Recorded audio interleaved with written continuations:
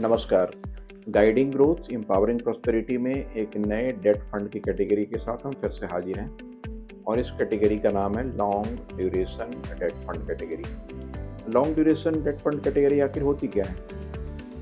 किसी भी date fund में कुछ अंडरलाइंग एसेट्स होते हैं, सिक्योरिटीज होते हैं, जैसे गवर्नमेंट सिक्योरिटीज या कॉरपोरेट बॉन्ड्स या नॉन कन्वर्टिबल डिवेंचर्स, और इन सब अंडरलाइंग सिक्योरिटीज़ की अलग अलग एक नेचर होती है। इनकी रिस्क भी अलग होती है, रिटर्न भी अलग होती है, इनकी क्रेडिट रिस्क भी अलग होती है और market change of interest rate के साथ इनका रिएक्शंस भी अलग होता है। एक लॉन्ग ड्यूरेशन डेट फंड में इस बात को इंश्योर किया जाता है कि उसकी एवरेज ड्यूरेशन ऑफ मैच्योरिटी कम से कम 5 से 7 साल रखी जाए।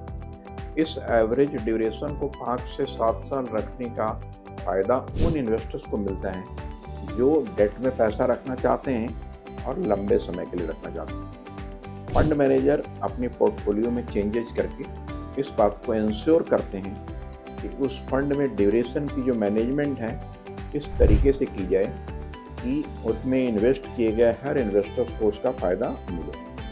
क्योंकि बॉन्ड्स मार्केट में या डेट फंड्स में जब भी इंटरेस्ट रेट की सिनेरियो डिक्लाइनिंग होती है तो उससे बॉन्ड प्राइस बढ़ती है और उसका फ़ायदा डायरेक्टली उसमें इन्वेस्ट करने वाले इन्वेस्टर्स को मिलती है। एक फंड मैनेजर हमेशा इस बात को इंश्योर करता है कि इस ड्यूरेशन को मेंटेन करके 5 to 7 ईयर ऑफ ड्यूरेशन को मेंटेन करके गवर्नमेंट सिक्योरिटीज, कॉरपोरेट बॉन्ड्स और दूसरे डिवेंचर्स प्रोडक्ट में इन्वेस्ट करके इसके ड्यूरेशन को इस तरीके से मैनेज की जाए जिससे कि इंटरेस्ट रेट का फ़ायदा मिल सके और यदि इंटरेस्ट रेट बढ़ रही है उससे कैसे बचा जा सके, और एक लॉन्ग टर्म में इन्वेस्ट करने वाले इन्वेस्टर्स को अपने लंबे समय में अपने उन इंस्ट्रूमेंट से जिसमें वो ट्रेडिशनली इन्वेस्ट कर सकते हैं उनसे वो बेहतर अर्निंग कैसे कर सकते हैं। इन्हीं बातों के साथ हम नेक्स्ट सीरीज़ में एक नए कैटेगरी के साथ फिर से आपसे रूबरू होंगे। तब तक के लिए धन्यवाद।